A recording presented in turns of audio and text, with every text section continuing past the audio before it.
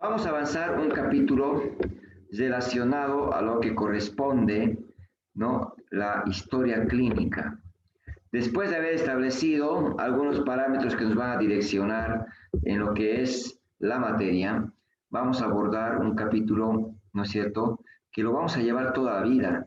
La historia clínica va a lidiar con nosotros toda la vida, independiente de la especialidad que vayamos eligiendo, ¿no? Un documento que tenemos que darle el valor, ¿no?, que corresponde desde diferentes enfoques, ¿no? Y seguramente cuando hacemos referencia a la historia clínica, es muy importante poder considerar, ¿no es cierto?, que es una narración escrita, es un documento que tenemos que anotar, ¿no?, que debes tener un orden, tiene diferentes secciones que vamos a ir registrando, ¿no?, donde se va escribiendo la información de forma detallada, de acontecimientos que la paciente o el paciente ha tenido antes, ¿no?, del pasado, como también los actuales, relacionados, ¿no?, aspectos de tipo físico, de tipo psicológico, de tipo social, como vamos a ir viendo, que va a repercutir de una u otra manera, ¿no?, en ese estado de salud, enfermedad. No nos olvidemos que el proceso de salud de enfermedad es algo dinámico. Yo no puedo asegurar que esté pues totalmente sano o que tenga, no sé, o esté totalmente enfermo. Entonces eso es muy dinámico, muy variable. Cuán sano estoy, cuán enfermo estoy, es un poco difícil a veces de establecer. Sin embargo, esto vamos viendo que va modificándose de acuerdo a las condiciones que se van presentando y bueno, van determinando que yo pueda tener alguna dolencia o no. Y es así que vamos a ir enfocando la historia clínica desde diferentes aspectos, porque la historia clínica puede ser abordada desde diferentes puntos de vista que tratan de explicar, ¿no es cierto?, y darle el significado correspondiente. Y es por eso que decimos, es un documento médico, ¿no es cierto?, médico. Y seguramente ese es nuestro punto de partida, considerando que en la historia clínica vamos a plasmar, vamos a registrar información relacionada a una determinada enfermedad.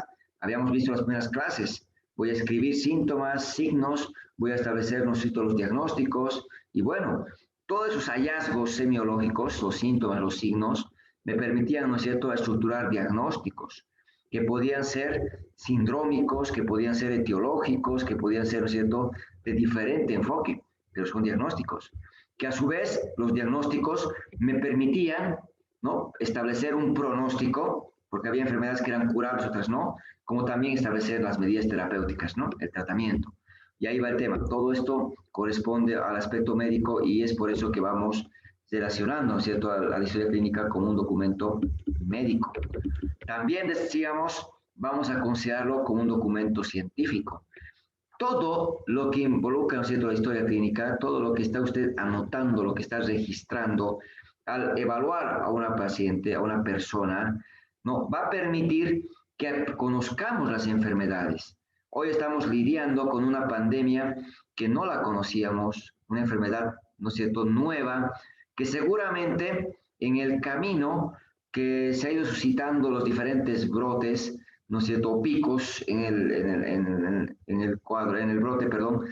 Entonces encontrábamos diferentes posturas de diferentes esquemas que se iban introduciendo, ¿no es cierto? Y bueno, la ivermectina sirve, el hidróxido de cloro sirve, y vamos encontrando, ¿cierto?, diferentes alternativas, ¿no?, antivirales que han salido a la luz, y ahora la vacuna, y en algún momento pues hay estudios que respaldan, ¿no es cierto?, el uso de determinados protocolos. ¿Y en base a qué va a esos estudios? A la información que se recupera de la historia clínica. Y seguramente, ¿no es cierto?, durante esta pandemia hay, ¿no?, investigadores, hay médicos, hay profesionales que lo que están haciendo es agarrar las historias clínicas de los casos de pacientes con COVID, poder, ¿no es cierto?, analizar y poder ver qué síntomas, qué signos, además de los que han descrito, pueden encontrarse, ¿no? Aquí en Bolivia se hablaba del signo de Trinidad, ¿no?, que cuando comprimías el cartílago cricoides el paciente empezaba a toser. Y bueno, además de lo que estaba referido de manera general, vamos encontrando algunos signos muy peculiares que seguramente se nos va incluyendo en el cuadro para que en algún momento pues conozcamos mejor la enfermedad. como también los tratamientos, ¿no? Hoy salen diferentes estudios que nos van mostrando la efectividad de diferentes esquemas que se han aplicado y en algún momento va a haber, ¿no es cierto?, la evidencia que me respalde para poder afirmar que un determinado tratamiento es favorable o no tiene, ¿no es cierto?, el efecto que se pensaba que sí tenía. Entonces vamos a conocer las enfermedades en base a la revisión de la información de las historias clínicas de los casos en particular. Los cuadros de gastritis durante mucho tiempo se atribuían, ¿no es cierto?, al consumo de bebidas gaseosas, alimentos condimentados, el tema de periodos de ayuno, y bueno, sí son factores que contribuyen, pero en algún momento pues alguien agarró las historias clínicas de todos los cuadros de gastritis, revisó las endoscopías y además de lo descrito, ¿no es cierto?, en la clínica, en la endoscopía encontró pues la presencia de Helicobacter pylori, ¿no? Bacilo gram negativo que está involucrado, ¿no?, en la génesis actualmente de los cuadros de tipo gástrico. Y ahora incluimos esquemas, ¿no es cierto?, donde se va introduciendo antimicrobianos para poder controlar dichos cuadros. Entonces, durante tiempo no conocíamos que podía haber un germen, una bacteria, en este caso un bacilo, que podría provocar la gastritis. Y ahora está conocido como un agente importante gracias a la revisión de historias clínicas. Por tanto, eso es importante conocer. No sabemos todas las enfermedades, las vamos conociendo más en base a lo que está escrito en la historia clínica. Esto siempre voy a resaltar, la historia clínica es un documento médico legal, es un documento médico legal, considerando de que, ¿no es cierto?, todo lo que estamos escribiendo es testimonio de la atención que brindamos, es testimonio de la atención que brindamos. Lo que realizamos en la atención tiene que quedar escrito, tiene que quedar plasmado en un documento que en caso de que sea necesario pueda ser revisado, pueda ser consultado. Todo lo que vamos a aprender, vamos a aplicar en nuestro paciente. Y resulta que no siempre va a provocar el efecto que esperamos. No siempre va a darme, ¿no es cierto?, el resultado que yo espero. Y es así, el organismo de cada uno de nosotros como personas no responde de igual manera frente a un determinado estímulo o una determinada conducta. Lo que ha salvado miles de vidas y sigue salvando, ¿no?, la penicilina, puede matar a uno o dos o un X número de personas que tienen la sensibilidad al principio farmacológico. Entonces ahí va el tema. Lo que mata a miles de personas, bueno, lo que salva a miles de vidas, puede matar a uno. Y ese uno, obviamente, ¿no es cierto?, obviamente puede ser que el familiar, pues, tome, ¿no?, la vía legal, la represión de tipo legal, jurídica, para poder buscar, ¿no es cierto?, la sanción a quien manejó el caso, pensando de que, pues, ha habido un error o un mal manejo en cuanto al cuadro clínico, al caso clínico. Y eso es importante saber. La medicina no es una ciencia exacta. Existen posibilidades y nos basamos en posibilidades, ¿no es cierto? Porque el organismo, nuevamente insisto, responde de muchas maneras. Y lo que tengo como respaldo frente a un problema de orden legal, justamente lo que está escrito, ¿no? Entonces, a pesar de tener tan poco tiempo y tengo para que revisar e interactuar con una persona, tengo que darme tiempo para escribir. Cuanto más escribamos, es mejor, ¿no? Y es así que seguramente vamos a ir tocando mucho ese tema legal de diferentes enfoques o diferentes ejemplos, ¿no?, más adelante también para mencionar. Documento económico. Sí, la atención demanda un costo que tal vez el paciente no lo cancela de manera inmediata, ¿no? Y con el SUS, bueno, aparentemente resulta gratis, pero ese costo lo pagamos con nuestros impuestos, por tanto, no, nada es gratis, porque hay un monto económico que se debe cancelar, ¿no?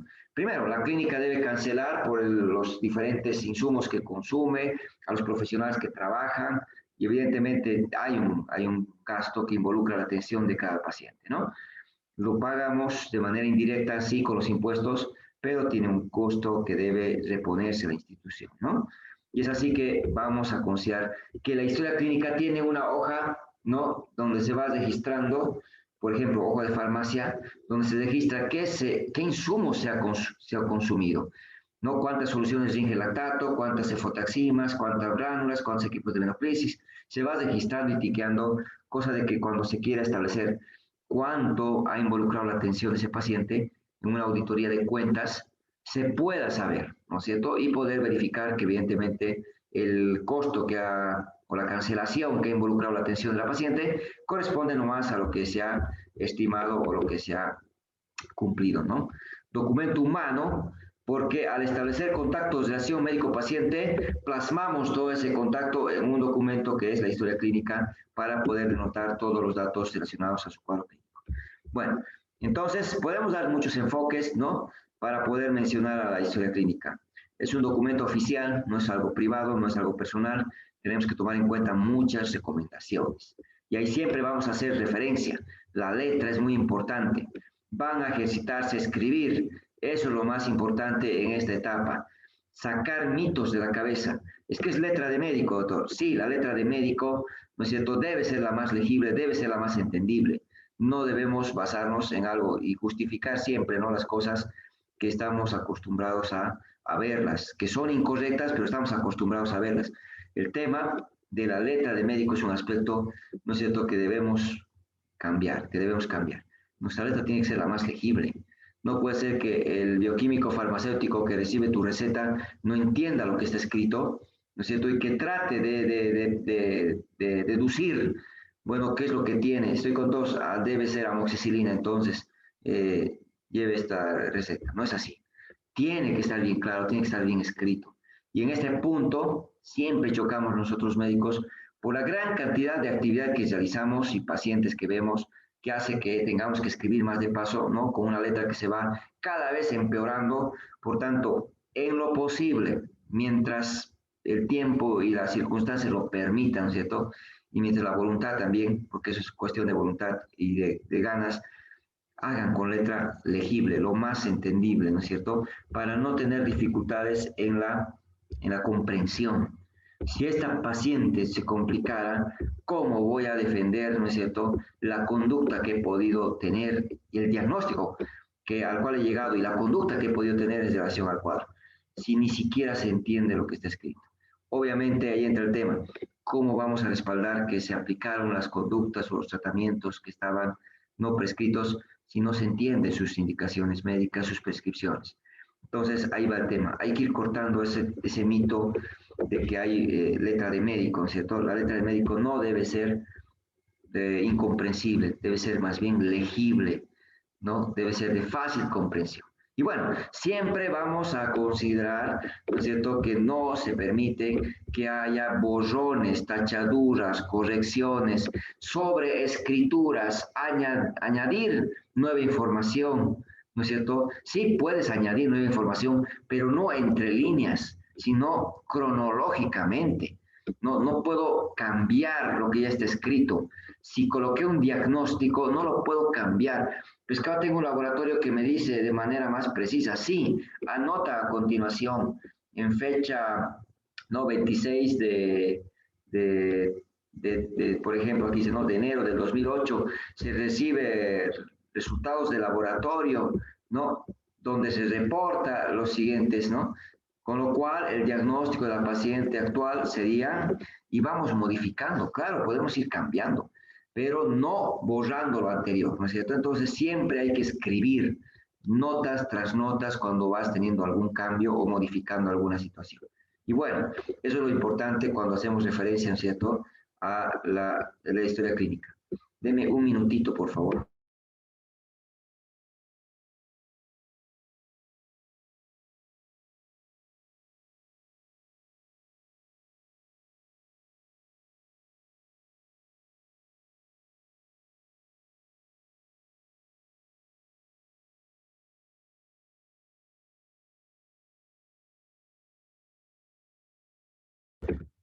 Entonces, es muy importante, ¿no es cierto?, a la hora de poder recomendar algunos aspectos generales en relación a la escritura o al llevado adelante de la historia clínica, ¿no?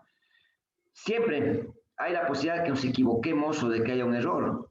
El error no hay que taparlo, más bien hay que hacer notar que fue un error mediante una nota de aclaración tal vez, mediante una nota de modificación tal vez, dependiendo del contexto, ¿no es cierto? Ahora, si estaba empezando a escribir y hay la posibilidad, ¿no es cierto?, de poder rehacer, no hay problema, habrá que hacer esa situación, ¿no? Pero bueno, esto lo van a ir viendo y practicando en la parte práctica, sobre todo cuando estén haciendo las historias clínicas.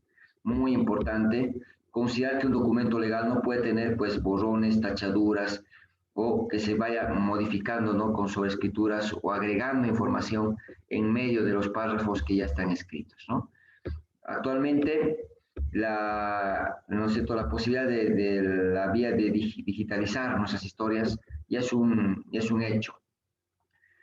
Hay programas, ¿no es cierto? Hay hospitales que utilizan programas que ya están instalados en una red, ¿no? Donde toda la historia clínica se lo hace de manera digital, ¿no? Y ahí tenemos paciente que ingresa, tiene todas las visitas, consultas registradas, anotadas, donde usted entra a las pestañas y obtiene toda la historia clínica, toda la información, ¿no? Del momento en que acude a la consulta, ¿no? Diagnóstico, tratamiento y todo ello. Entonces eso facilita mucho el poder, ¿no es cierto?, tener espacio en la nube que permita archivar gran cantidad de información, correcto, pero también que pueda ser comprendida toda lo que está escrito, ¿no?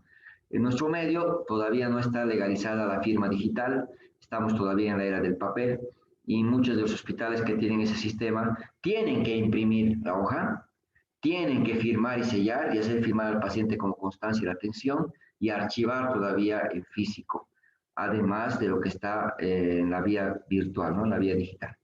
Y bueno, entonces todavía seguimos avanzando, pero ya hay bastantes hospitales que han implementado.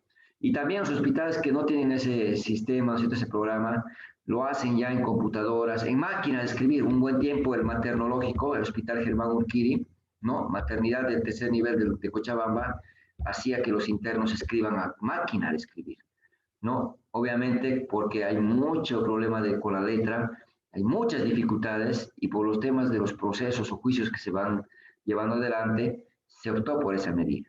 Y bueno, actualmente pues los hospitales te dan la posibilidad de hacer en computadoras, imprimir y hacer las historias con estructuras ya preelaboradas, pero que hay que tener mucho cuidado a la hora de hacerlas porque muchas veces no guardas relación, no borraste algo y eso crea conflicto, ¿no? Entonces, muy importante, hacer historia clínica con las recomendaciones que habíamos indicado.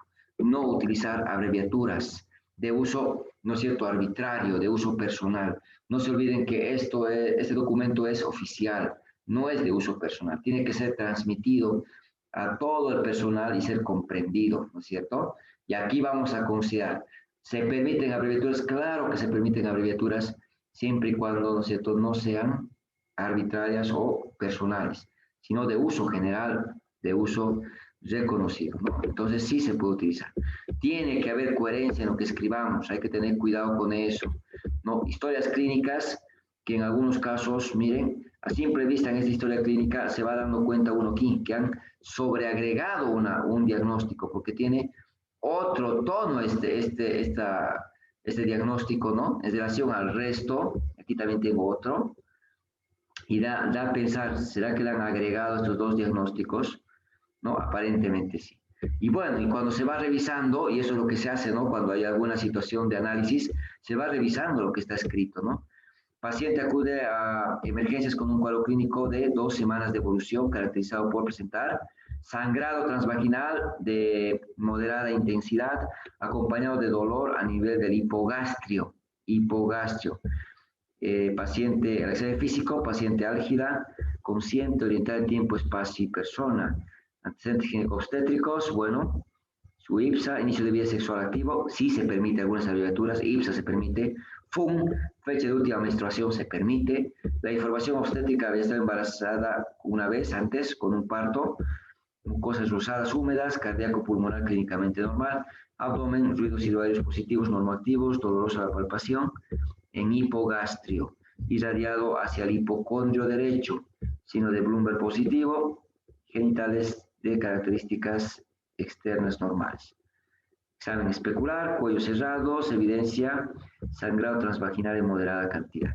Y bueno, es una paciente que está con sangrado y que viene con un dolor en el hipogastrio por la clínica, ¿no? En ningún momento dice que está embarazada, pero asumimos que hay un embarazo por el diagnóstico ¿no? Y ese dato que se omite ya es un problema a la hora de poder analizar esta historia, ¿no? Porque una paciente puede sangrar por muchas causas, porque tiene miomas, porque tiene problemas en el ovario, porque tiene problemas en el útero, hiperplasia endometrial, quistes de ovario, bueno, hay muchas causas para que pueda sangrar, ¿no? Y si está embarazada, el dolor que dice en el hipogastrio me asocia a un aborto y no me asocia a un embarazo ectópico como está aquí escrito, embarazo ectópico, porque en el ectópico no duele el hipogastrio, no, lo que duele es la fosa ilíaca derecha, izquierda, flanco derecho, flanco izquierdo, todo el abdomen. Es otro cuadro diferente. Entonces, no hay una relación de lo que está escrito con el diagnóstico que están plasmando aquí abajo. Yo no encuentro datos para pensar en un cuadro de apendicitis que le han agregado aquí, porque la paciente no tiene hiporexia, no tiene fiebre, no tiene dolor, ¿no es cierto?, de la fosa ilíaca derecha, un dolor migratorio, no hay la cronología de Murphy, no hay la triada de Dieulafoy, no hay los signos apendiculares descritos, tendría que por lo menos escribir McBarney positivo, negativo, que es psoas, obturadores, Robson, todos los signos que vamos a avanzar. Entonces, esta historia clínica realmente, analizando, tiene muchas situaciones que hacen que realmente no haya una correlación entre lo descrito en el cuadro clínico, anamnesis, examen físico, ni con el diagnóstico, ni con el diagnóstico. Y eso es lo que se va viendo, la coherencia que existe en lo que vamos escribiendo, ¿no? Y bueno, seguramente pues es muy importante a la hora de analizar las historias clínicas. Y aquí vamos a empezar nuestro capítulo justamente orientados, ¿no es cierto?, a poder hacer una historia clínica general de manera correcta, de manera adecuada. Digo general porque es el comienzo, tomar un modelo de historia clínica que me permita después poder adaptar a las diferentes especialidades, porque la historia clínica de pediatría se agrega, ¿no es cierto?, una sección relacionada, ¿no?, a la especialidad que permita tener información que corresponde o que requieren ellos, ¿no es cierto? Como también en obstetricia y como seguramente en neurología habrá algunas situaciones que hay que agregar algunos datos importantes que se agrega a lo general, ¿no? Vamos a empezar con una historia clínica con la fecha y la hora. Siempre, cada vez que escribas debes anotar fecha y hora. Cada vez, ¿no es cierto?, que escribas debes anotar fecha y hora. Eso es muy importante a la hora de poder realizar tu historia clínica, ¿no? Haces una nota de evolución, fecha y hora. Coges los resultados del laboratorio, fecha y hora. Realizas un estudio de imagen, fecha y hora. ¿No? Transfieres a la paciente a otro servicio, fecha y hora. Siempre para la cronología, porque si ingresó a un servicio medicina interna o medicina general puede evaluar al paciente, llegar a un diagnóstico y ahora decide transferir a su paciente a otra especialidad por el diagnóstico al cual está llegando. Puede hacer con una fecha y hora y un documento que plasme, ¿no es cierto?, la información obtenida. Ya en ese servicio reciben a la paciente, hacen la historia clínica también, ¿no?, y continúan con la atención que debe ser fluida en relación al manejo de una paciente en un centro, ¿no?, hospitalario. Entonces, fecha y hora nos va a permitir ver la cronología, eso no puedo olvidarme. Después, vamos a ingresar a las diferentes secciones de la historia clínica. Secciones que las podemos ir mencionando, ¿no es cierto?, de manera correlativa, con números romanos del 1 al 7. Entonces, ¿cuántas secciones tiene la historia clínica? Tiene 7 que están descritas en la diapositiva. Podemos abordar de diferente manera, ¿no es cierto?, este enfoque y decir, ¿cuántas partes tiene la historia clínica? Y hay quienes te podrán decir, bueno, tiene 7 secciones o 7 partes, ¿no? ¿Y cuáles son esas? ¿No? Datos estadísticos, o llamado también identificación del paciente, ¿no? Y podemos mencionarlos, ¿no es cierto?, como la primera sección. Uno u otro nombre es lo mismo. Segunda sección, fuente de la historia y confianza que merece la misma. Tercera sección, motivo de consulta, llamado también queja principal o problema principal.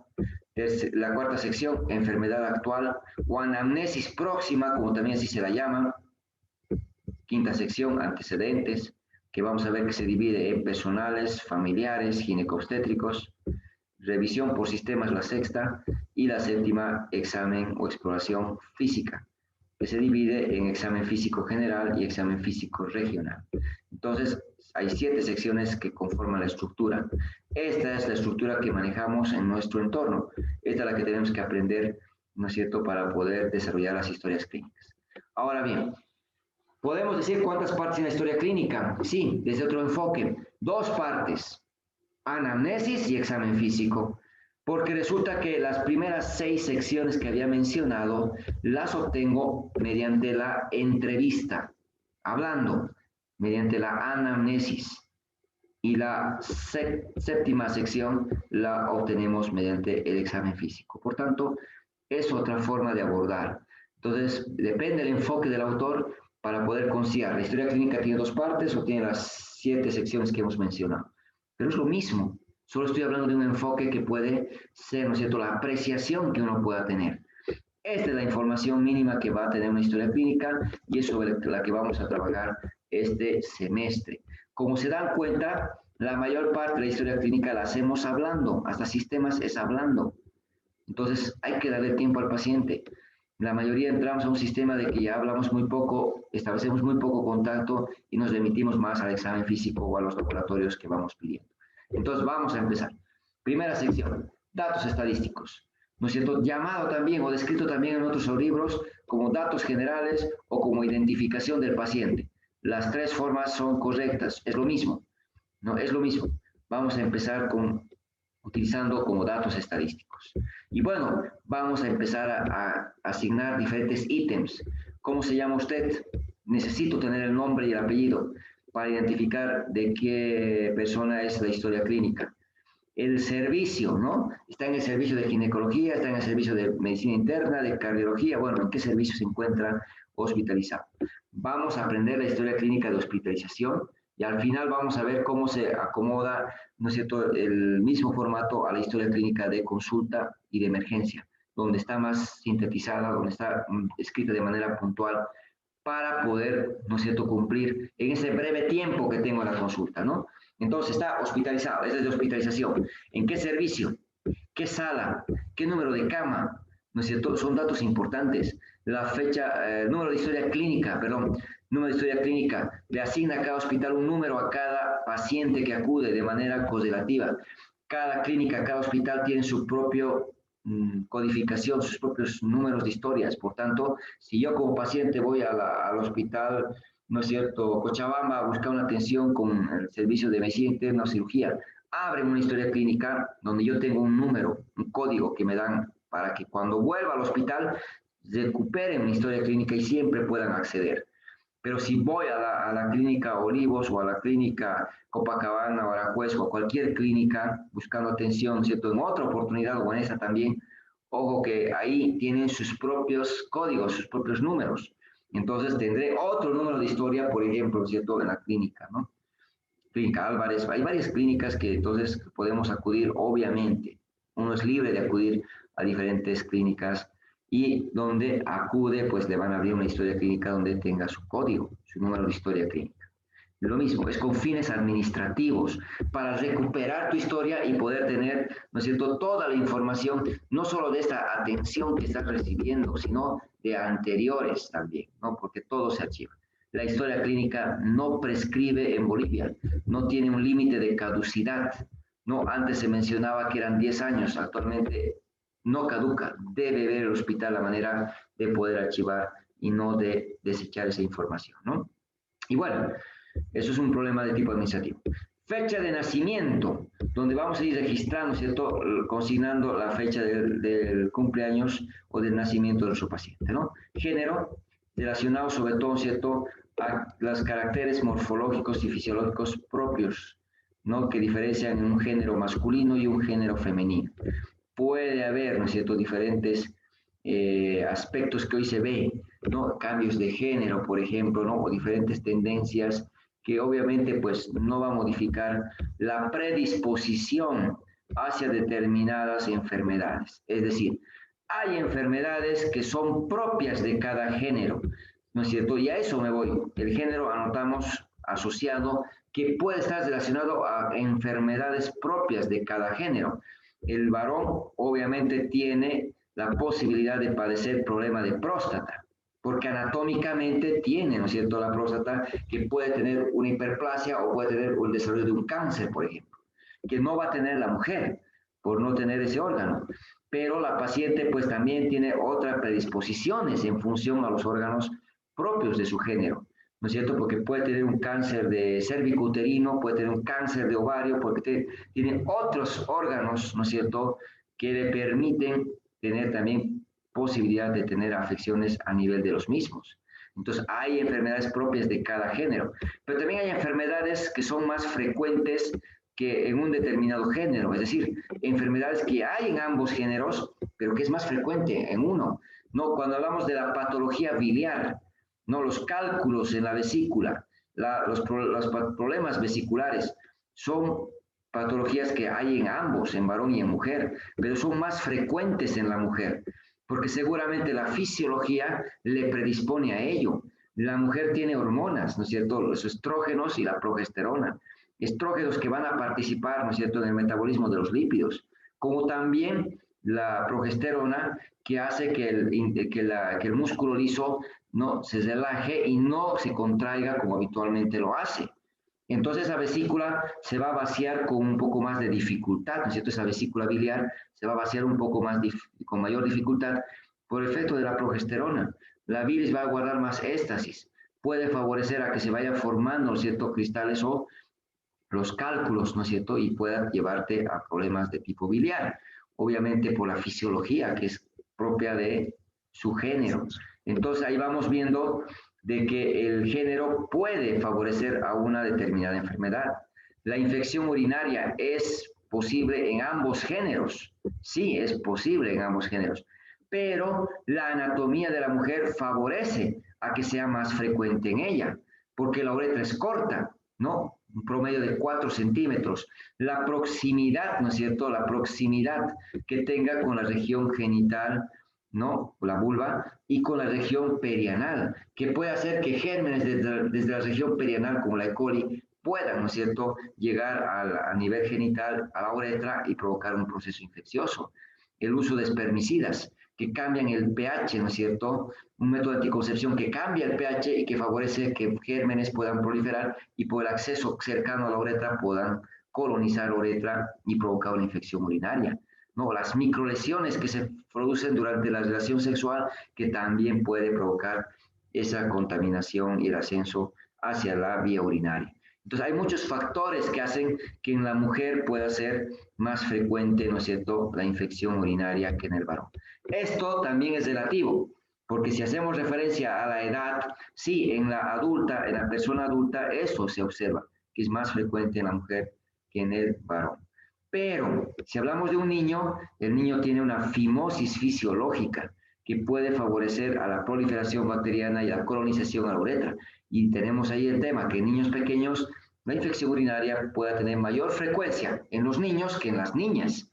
Entonces, eso es muy relativo cuando analizamos, ¿no es cierto?, diferentes frecuencias de algunas patologías, ¿no? Y bueno, entonces aquí me interesa que el género, para poder comprender que hay enfermedades propias de un género, como también enfermedades más frecuentes para un determinado género, ¿no? Si un varón acudiera, ¿no es cierto?, por ejemplo, un varón de 42 años, acude con disuria, acude con polaquiuria, seguramente no voy a pensar como primera alternativa la infección urinaria, sino más bien voy a pensar en, ¿no?, un problema prostático, ¿no? Tendrá una prostatitis, tendrá una hiperplasia prostática y voy pensando, no quiero decir que el varón no tenga infección urinaria, sino que no es lo más frecuente, no es lo más común, pero primero pienso en lo más frecuente, en lo más común, y luego voy a ir pensando en las otras causas. Entonces, eso es muy importante a la hora de analizar la información que tiene aquí escrita, ¿no es cierto? La edad, sí, anotamos la edad, ¿no es cierto?, en años,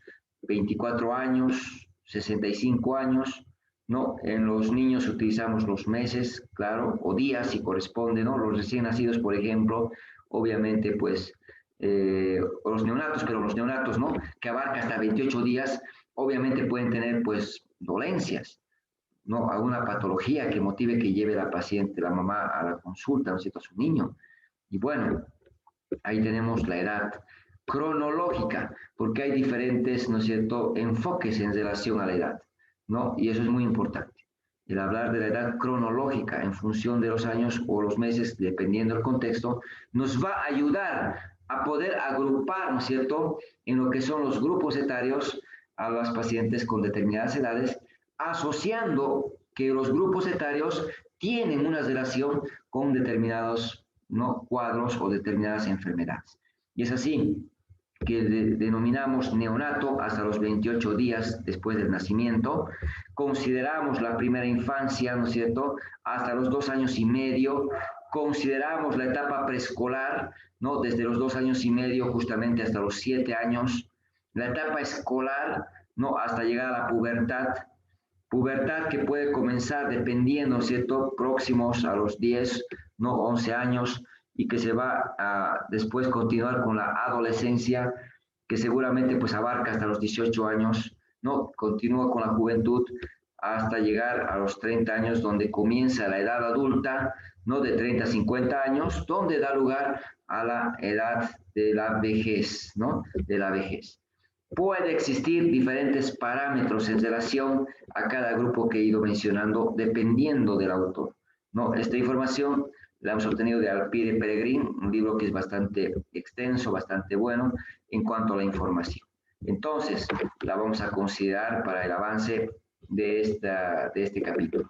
Y bueno, les decía, hay enfermedades que son más frecuentes en un determinado grupo etario, porque si tengo un paciente que es anciano, ¿no es cierto?, seguramente lo voy a asociar a que a esta edad son más frecuentes las enfermedades crónicas, las enfermedades degenerativas, y no es raro ver, ¿no es cierto?, pacientes que vengan con problemas articulares, pacientes que vengan con hipertensión, con diabetes, pacientes que vengan con problemas, ¿no?, de tipo neoplásico, por ejemplo. Entonces, eso consideraremos. Lo que también habrá que pensar que en los niños son más frecuentes las EDAs, las IRAs, ¿no es cierto? Pero no quiere decir que no haya posibilidad de algún cáncer, por ejemplo, ¿no? Los linfomas, la leucemia, puede darse en los niños, sin embargo, pues no es lo más común. Entonces, hay enfermedades que son más frecuentes en un grupo determinado, ¿no? En el neonato hay que considerar, por ejemplo, las enfermedades congénitas, las que ha adquirido durante su desarrollo in útero, ¿no es cierto? Y ahí puede ser importante detectar alguna anomalía, ¿no es cierto?, en un determinado órgano o estructura, ¿no?, que habría que considerar. O producto de alguna afección, ¿no es cierto?, en útero que pueda tener alguna alteración en su desarrollo, ¿no? Bueno, seguimos avanzando. La nacionalidad, que hay que registrarla, un poco redundante, la procedencia, ¿no?, de dónde procede, de dónde viene, considerando, ¿cierto?, que hay enfermedades endémicas. Lo que se quiere es establecer la posibilidad de detectar enfermedades propias de una determinada región, porque seguramente en Brasil, ¿no es cierto?, hay estados donde son frecuentes enfermedades tropicales, como la malaria, el dengue, la fiebre amarilla, bueno, el chikungunya, seguramente, ¿no? Y habrá otras regiones donde no se detectan casos de lo que mencionamos, ¿no? Entonces, igual aquí en Cochabamba tenemos, ¿no es cierto?, en el trópico, Chimoré, Virgasama, bueno, Villatunari, tenemos casos de malaria, de chikungunya, dengue, ¿no? Obviamente, por las características geográficas, hay enfermedades que son frecuentes, ¿no? Lo que va a ser muy difícil pensar, por ejemplo, aquí en Cercado, que un caso pueda corresponder, ¿no es cierto?, a malaria, por ejemplo. Entonces, eso me ayuda el contexto de saber la procedencia, ¿no?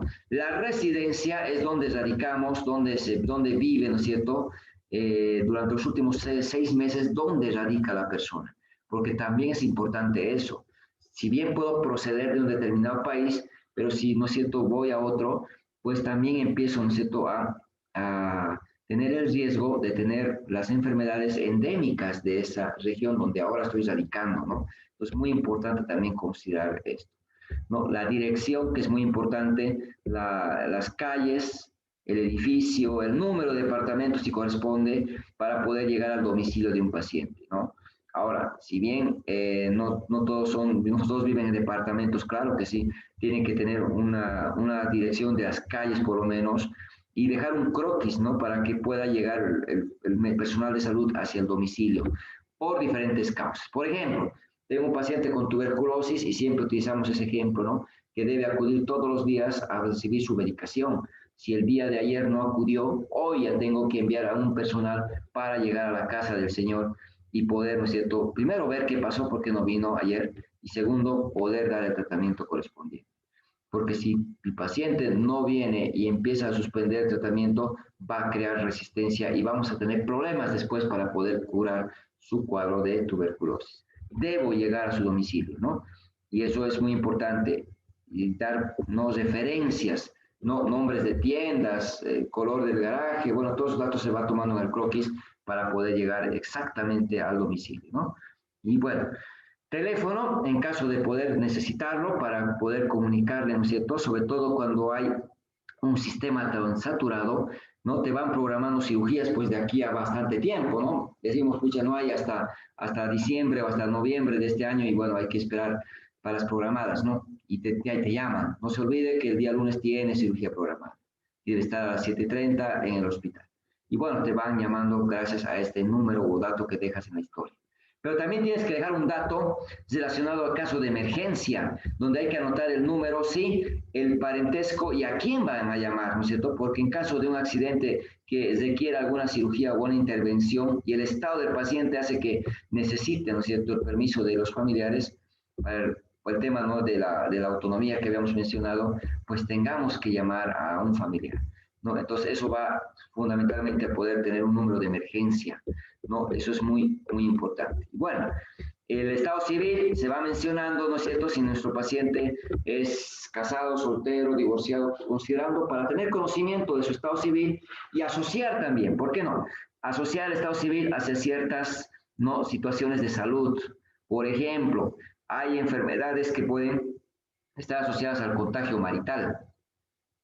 Contagio marital. Paciente que tiene tuberculosis, cabe pensar que su esposa también tiene riesgo porque viven bajo el mismo techo, porque comparten el espacio, ¿no es cierto?, que puede favorecer justamente al contagio. No, lo mismo, las ITS son enfermedades de pareja. Por tanto, si la paciente acude a la consulta porque tiene flujo vaginal, ¿no es cierto?, asociado a una candidiasis, por ejemplo, o a una tricomoniasis, obviamente también debe recibir tratamiento la pareja, ¿no? Debe recibir tratamiento la pareja, porque el contagio también es un factor que está relacionado justamente al estado civil, ¿no?, de pareja, que hay que considerarlo, ¿no? Los cuadros gripales, cuadros respiratorios, lo mismo, ¿no?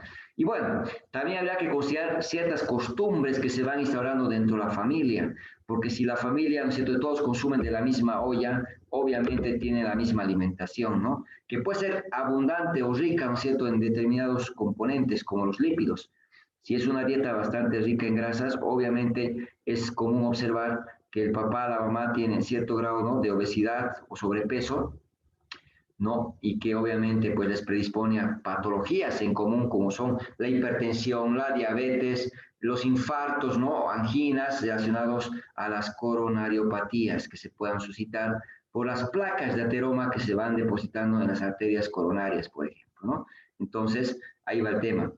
Puede estar relacionada también, ¿no es cierto?, de cierta manera con determinadas patologías, lo que corresponde al estado civil, ¿no? Hay quienes dicen, pues, que si bien la vida marital es más disciplinada que la vida de soltero, sí, evidentemente, pero eso es relativo, ¿no? Depende mucho de la pareja, depende mucho de las personas, pero aquí vemos un ejemplo para algunas, a cierto grado de relación del estado civil frente a diferentes patologías, ¿no?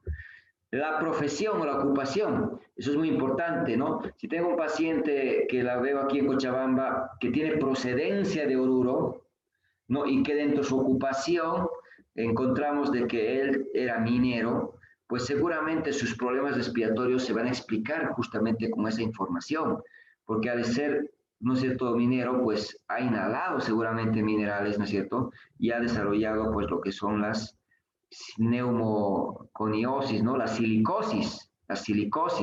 Entonces ahí va el tema, ¿no?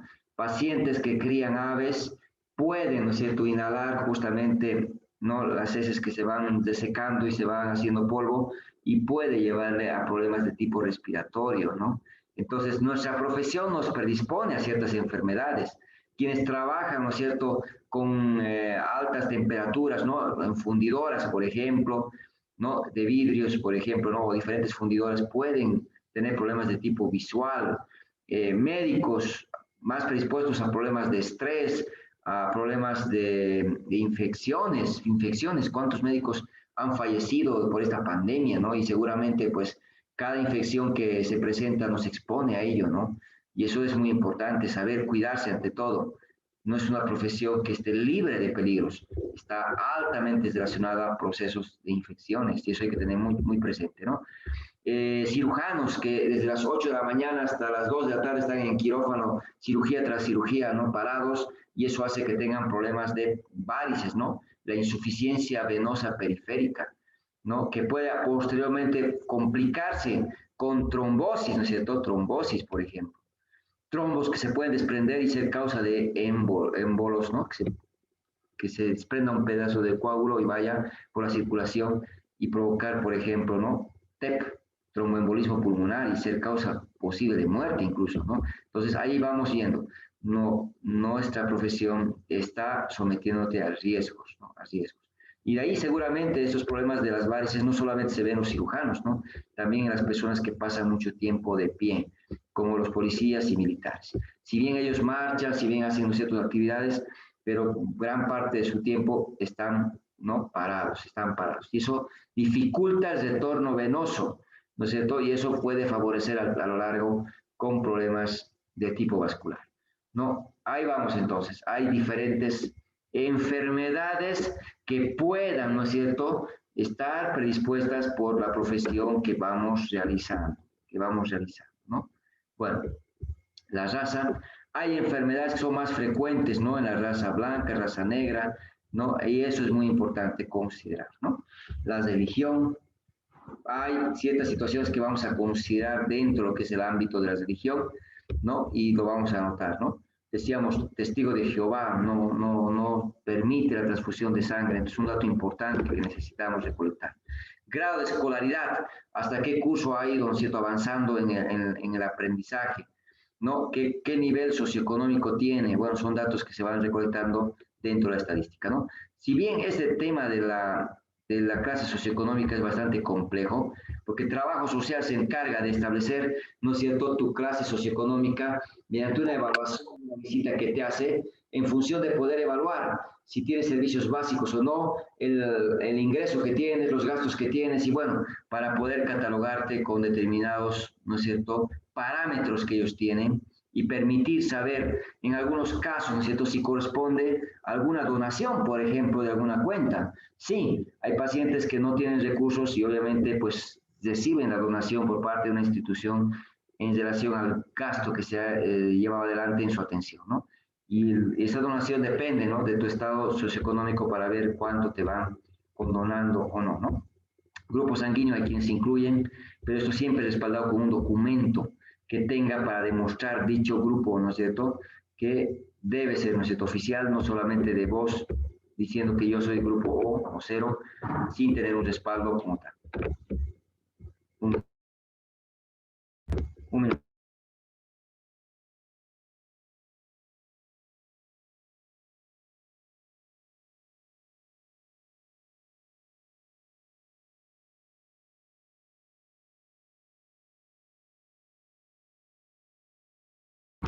Entonces, vamos recuperando. Puede haber más información de la que hemos descrito, ¿no es cierto? Puede haber mucha más información, pero vamos a empezar con esa información que es necesaria y que debe ser incluida dentro, ¿no es cierto?, lo que es el abordaje de esta sección de la historia clínica. Ahora bien, cuando hacemos referencia, ¿no es cierto?, a la siguiente sección, fuente de la historia y confianza que merece la misma, vamos a considerar que la información la obtenemos del paciente. En la mayoría de los casos la obtenemos del paciente, ¿no? Sin embargo, hay situaciones, por ejemplo, en pediatría, ¿no?, donde la información pues, es difícil obtener de niños pequeños y la fuente pueden ser los padres, por ejemplo, ¿no? Y entre los padres habría que ver, ¿no es cierto? Generalmente es la mamá la que nos da la información con mayor confianza, porque ella puede establecer la cantidad de veces que el niño recibe su alimentación, ¿no es cierto?, cómo va alimentándolo, ¿no?, y diferentes aspectos que son muy importantes a la hora de evaluar en el desarrollo psicomotriz. ¿A qué edad se empezó a sostener la cabeza? ¿A qué edad se empezó a sentar? ¿A qué edad se paró? ¿A qué edad empezó a caminar? Son datos que se van recolectando para ver, ¿no es cierto?, esa maduración y desarrollo psicomotriz que son importantes dentro del desarrollo del niño. Y bueno, seguramente el padre también puede dar dicha información, pero por lo general es la mamá la que tiene más contacto, más tiempo con el niño y sabe mucho más en relación a él, ¿no? Pero no quiero desmerecer, los papás también en algunos casos son los que están más informados y eso es lo que se trata de establecer, ¿no? La fuente que me está brindando la información del cuadro que está teniendo su pequeño, ¿no?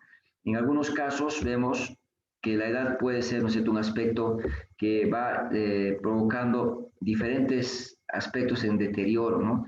De tipo fisiológico, decíamos.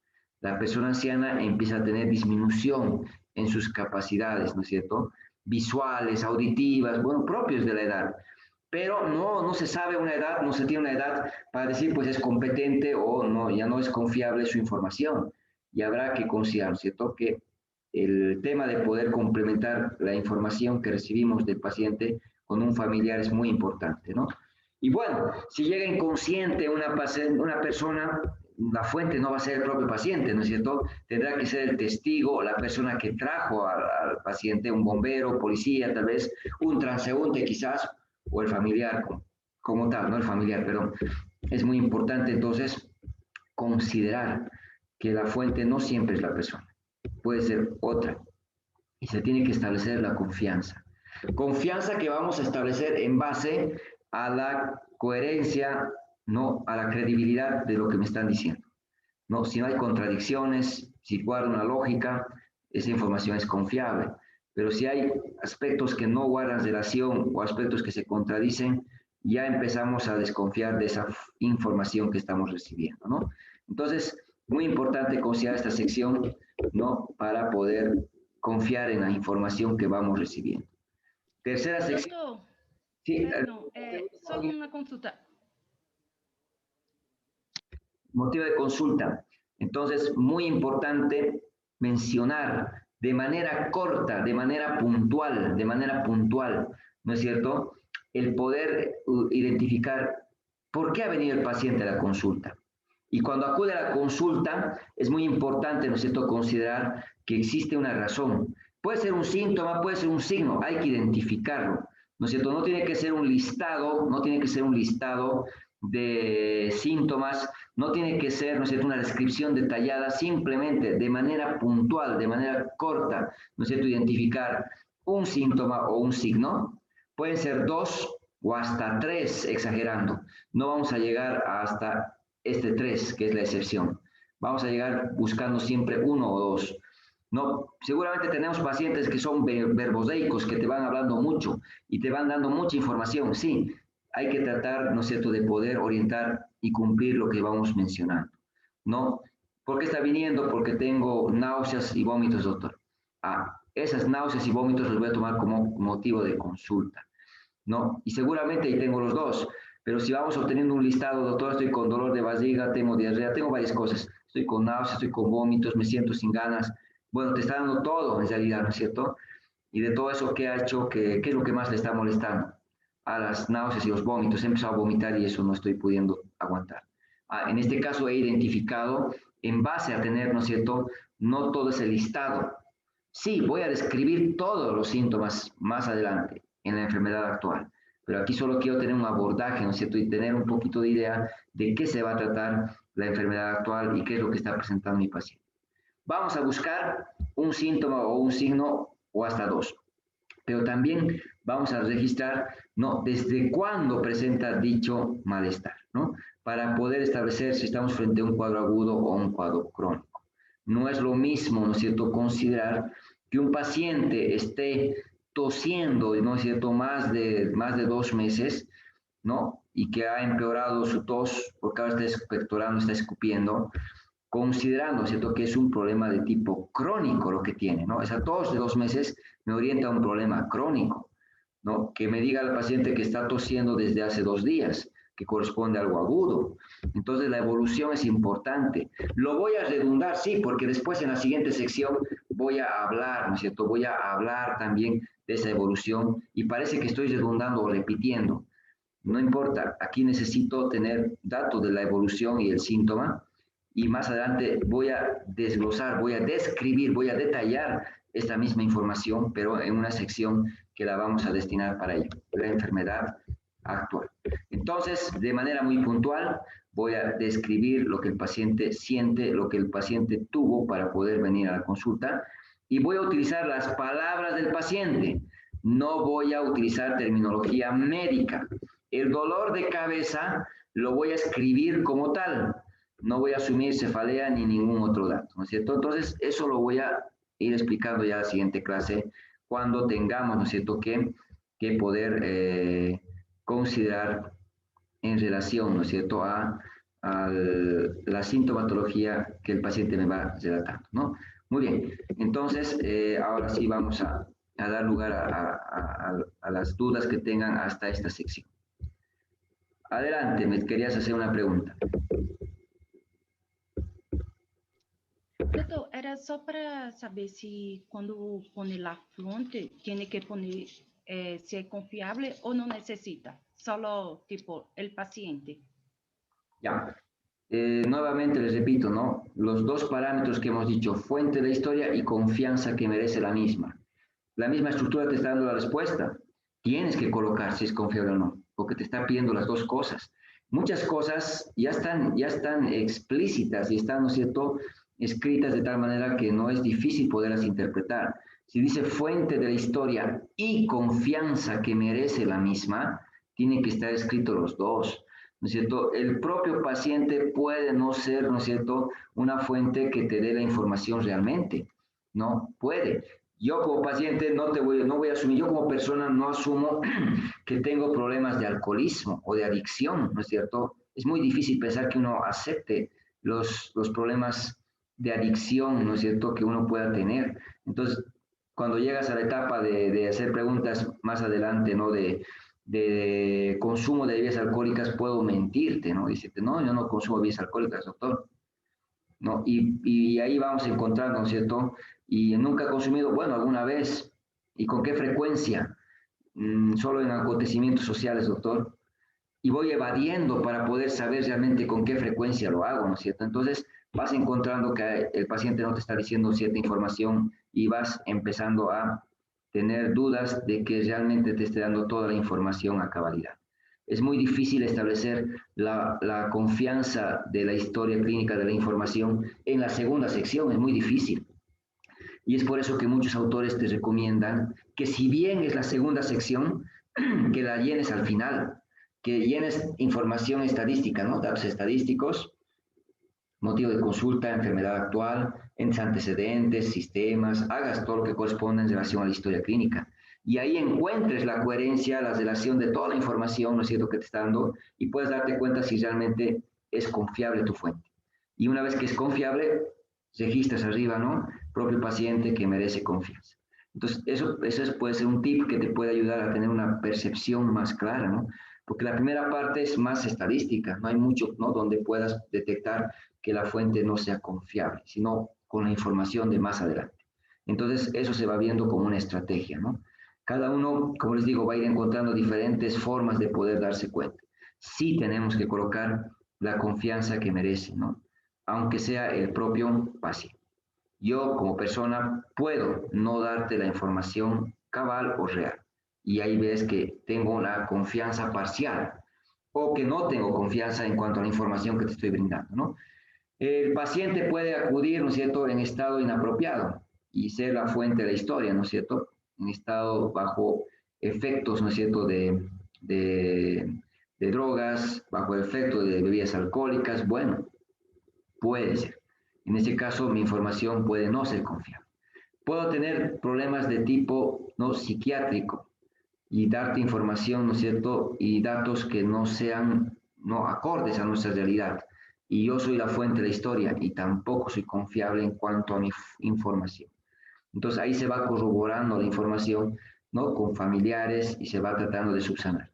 es importante registrar de quién estás obteniendo la información.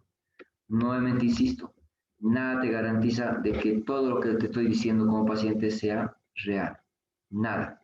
Pero dependiendo de la correlación, la coherencia, ¿no? O el sentido que voy dando a la información, vas a empezar con una pequeña impresión de la confianza o no que tienes de lo que estoy yo transmitiéndote.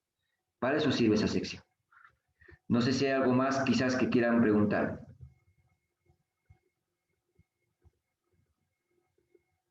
Bien, entonces lo que vamos a ir haciendo siempre es dar opción de que acabemos el temario, ¿no? Para poder cumplir también los objetivos de la clase y después no tengan percance, cualquier duda, consulta, la pueden hacer. O bien la van anotando en el chat para que yo al leer su pregunta, dentro de la explicación la vaya aclarando también, ¿no? Como en este caso no era una pregunta, ¿no? Muy extensa, ¿no? Pero con la finalidad de acabar también, ¿no es cierto?, lo programado, vamos a pedir poderlo hacer de esa manera. ¿Listo? No sé si hay algo más que tengan que preguntar, alguna duda que tengan tal vez. Muy bien, entonces, creo que quería alguien hablar. A ver.